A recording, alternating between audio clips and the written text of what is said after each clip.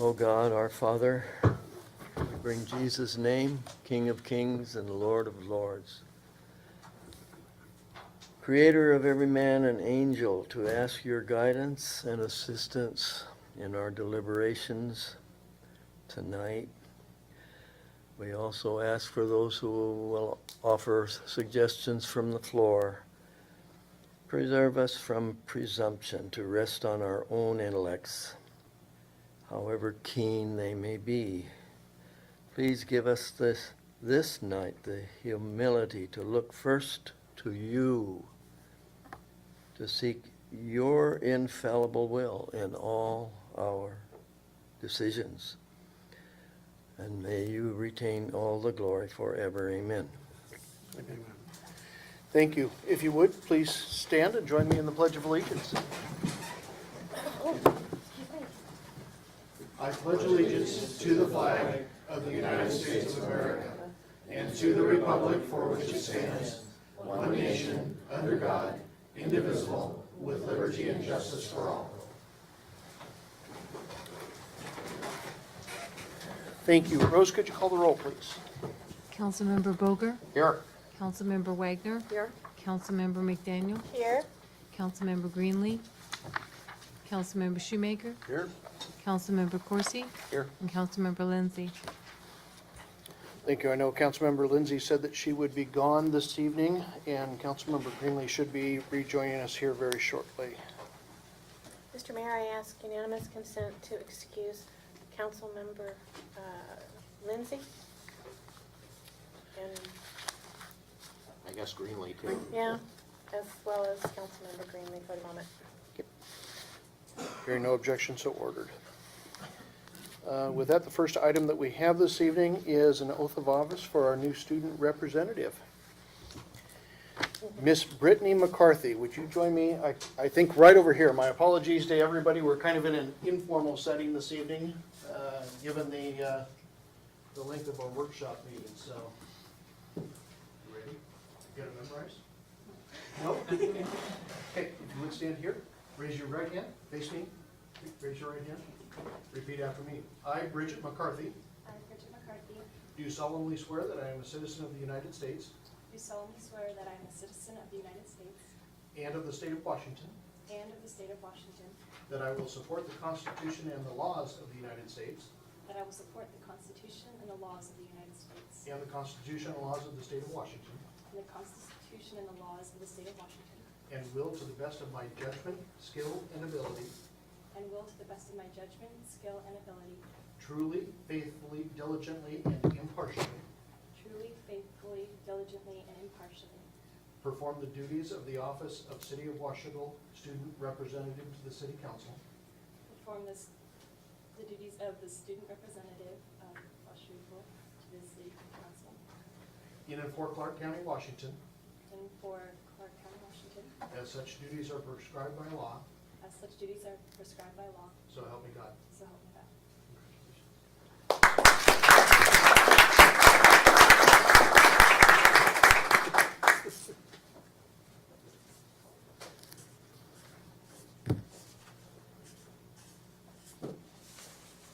Have you signed right up on the top area? You did memorize that. You did that well. Awesome. I'm going to give you that copy of it. And now you get to sit at the big table. Bridget, can you take a couple minutes and tell us about yourself?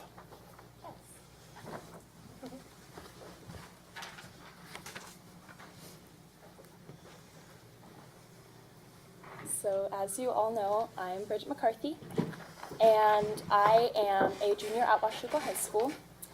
I am involved with many different programs throughout the high school, such as Interact and other clubs like drama and band.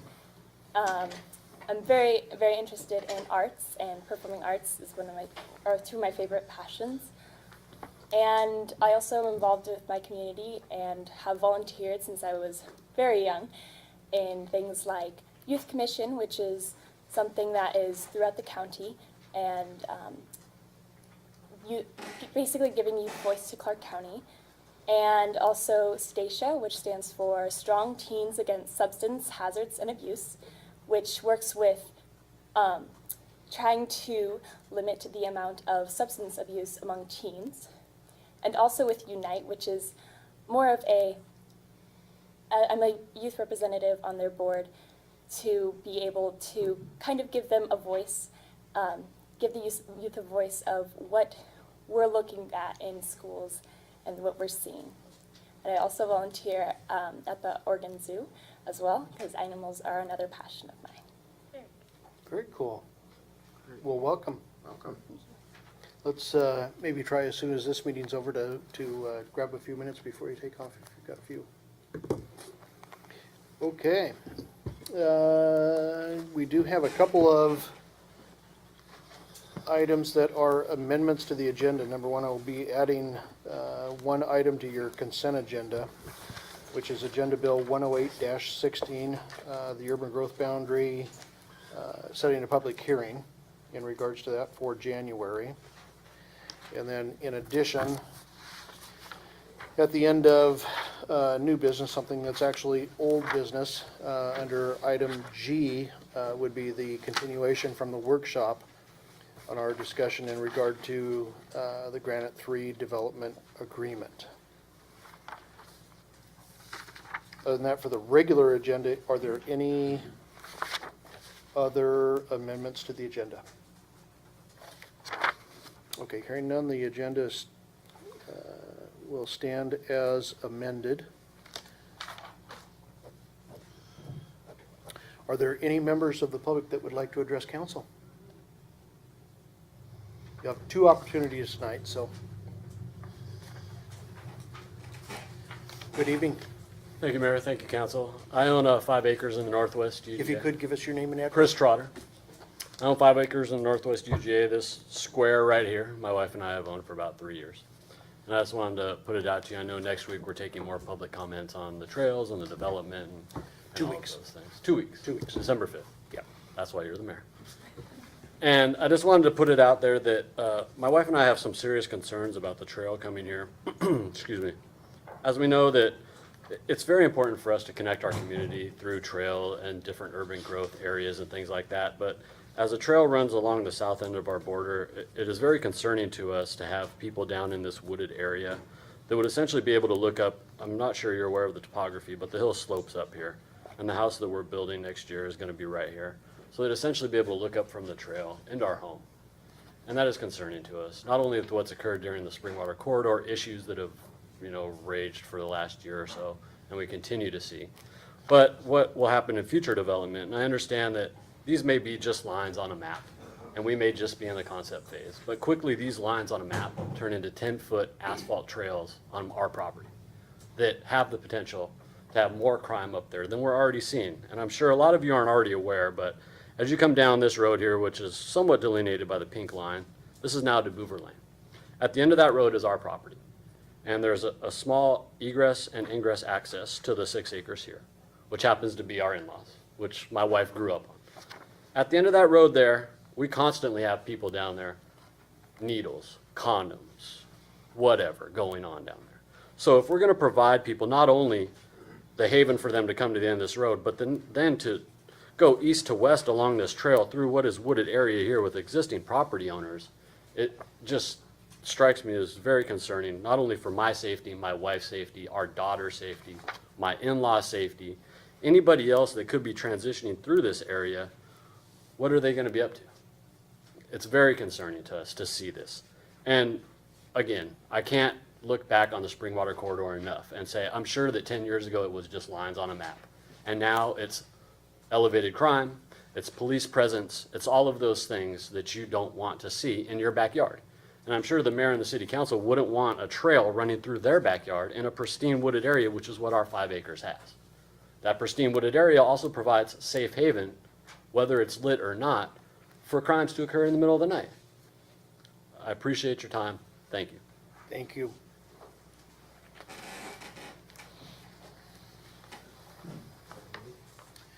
Good evening, Larry. Good to see you too, Mayor, Council. Chris is my son-in-law. My name's Larry Landgraver. We live at 29513 Southeast 33rd, which is right above, or right below their property actually, and we are just east of the park that's proposed to be up on top of Woodburn Hill in the northern development up there. And the trail that he is mentioning would go right down through our property as well, and it is open woodland. We live there full-time, so I'm the guy that's running people out of there. And even this morning, we had people up there that were evidently pulled in to live in their car. I mean, it's amazing who we have coming around, and we have transients that move in down there by the substation up off 23rd Street in that area. So, and then also, this is gonna go right behind my house, right through my back property line, right next to where my equipment is, my shop. And also is gonna go right through the backyard of Alana Dickerson, who lives directly above us, part of the Woodburn Hill estates up there. So, what I'd like to do, just, our point of view is, of course, the same thing.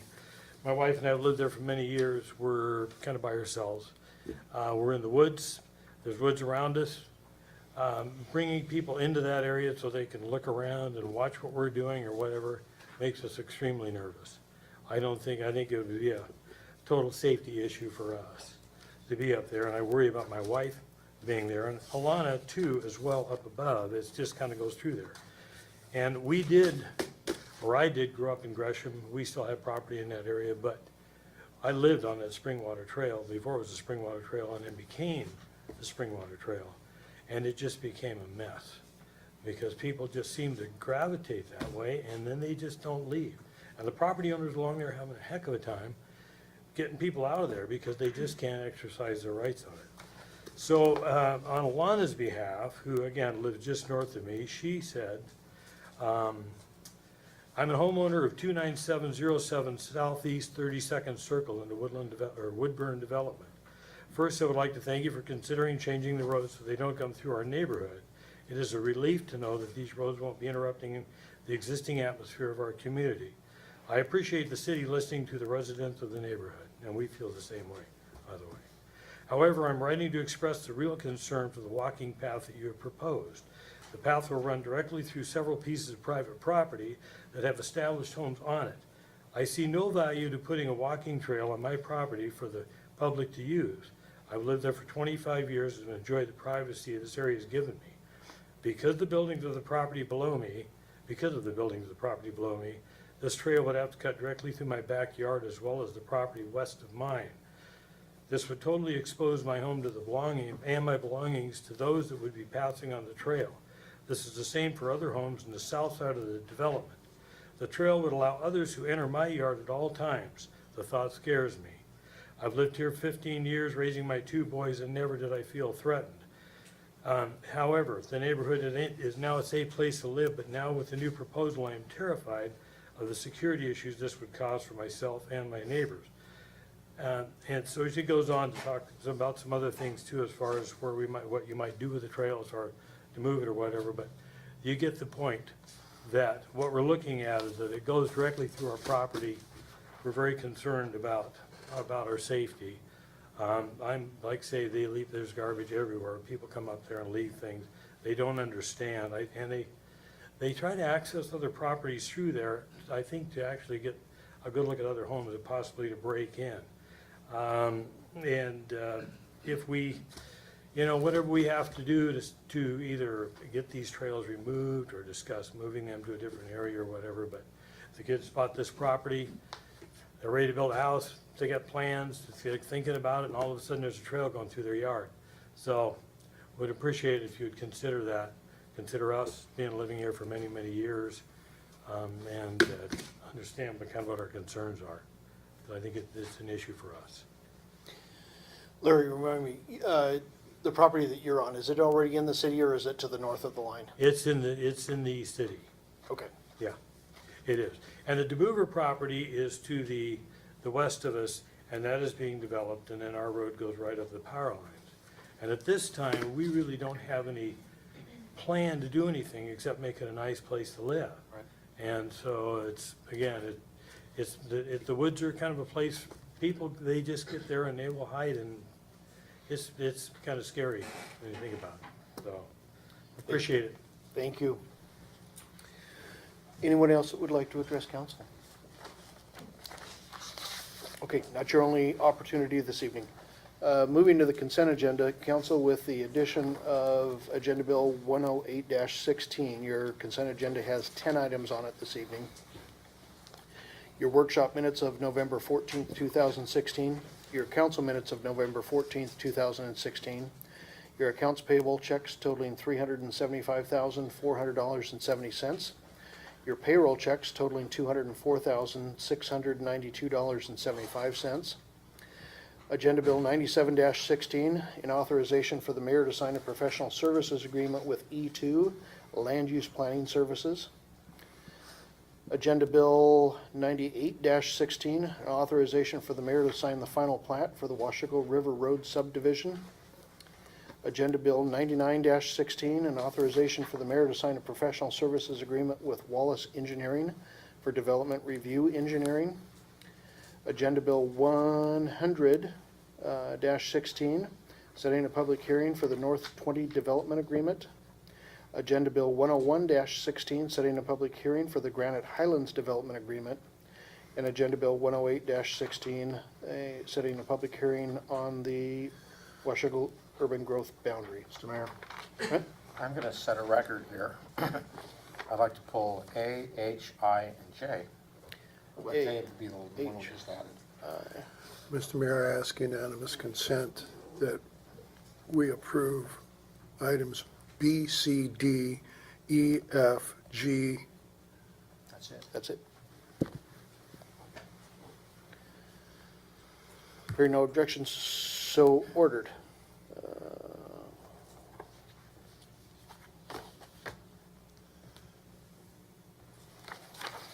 Okay, going to workshop minutes of November. Oh, I'm sorry, I meant to pull B, not A. That's Can we okay. call that a Scribner's error? Yes. Yeah. Thanks. I just, was I not excused from, I was actually pretty well under the weather, and it didn't show up in the minutes whether I was excused or not. Yeah. Excuse me. Okay, I think you were. okay. That'll just be corrected, so that's all I had on that. Now, on H, I, and J, I think we can group those all together and do one discussion on those. We just had a workshop, and this actually would be more of H and J. We had a workshop, and we discussed, differing road standards, and they're considering a different standard from what has become referred to as the Berger-ABAM standard. Mitch?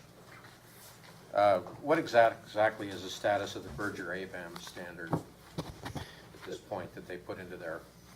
It was just a recommendation that, as a standard that we could look at if we wanted to consider different standards for the sub-area.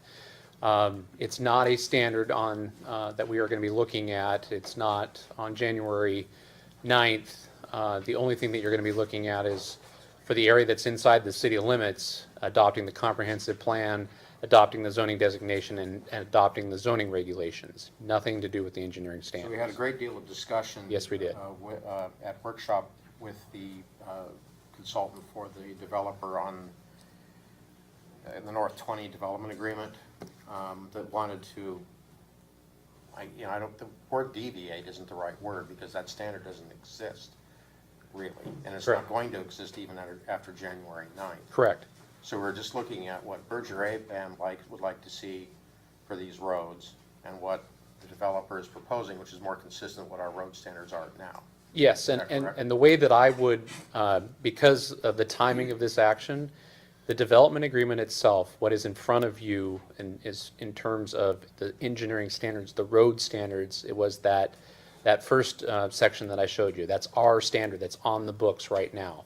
That is what they are modifying, and that's the road modification. That is what they are modifying. It has nothing to do with the Berger proposal. And if you recall, Trevor Hayward said that he didn't even know about that proposal until just last week. So it has nothing to do with the Berger proposal.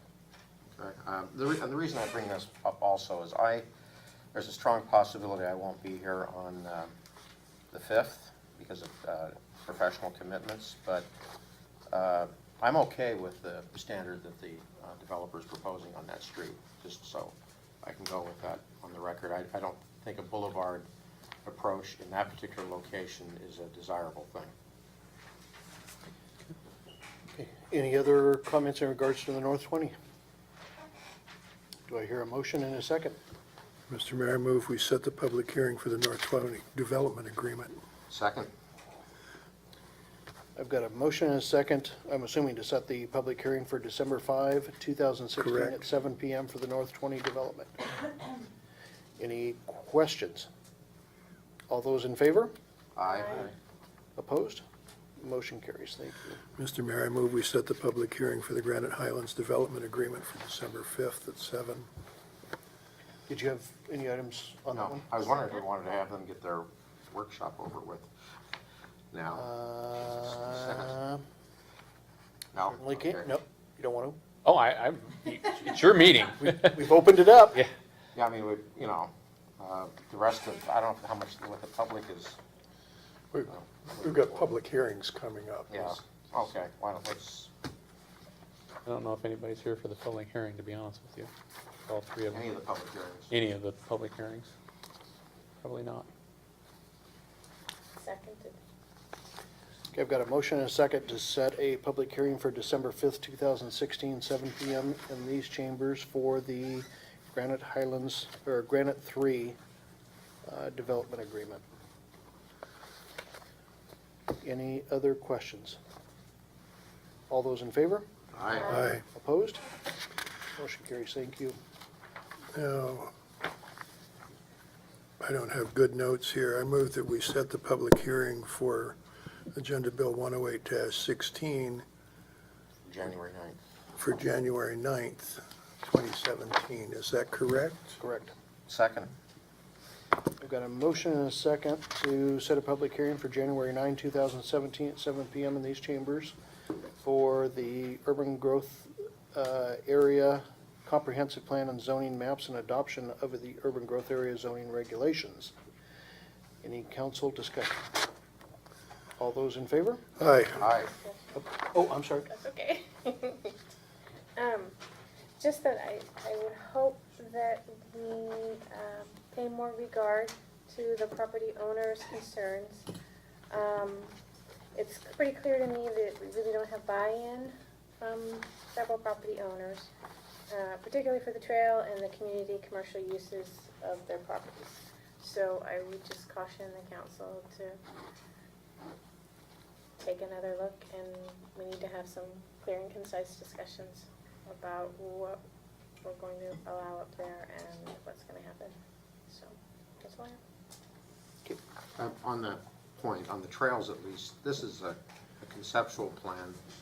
Trails aren't necessarily going to be in that location. Correct. I mean, recall with your action on January 9th is to change the comp plan map, the zoning map, and adopt regulations. It's not, we still have to go back and do a transportation capital facility plan. You know, we have to update parks capital facility plan, sewer, water, all those things have to be looked at. So yes, there is definitely more work that needs to be done. And also to clarify, the action on the 9th will have no impact on Mr. Navidi's property because it's not in the city. Yeah. But those concepts are out there, and as we move forward, concerns that. But on January 9th, that won't be in front of the council. There'd be no action to put the commercial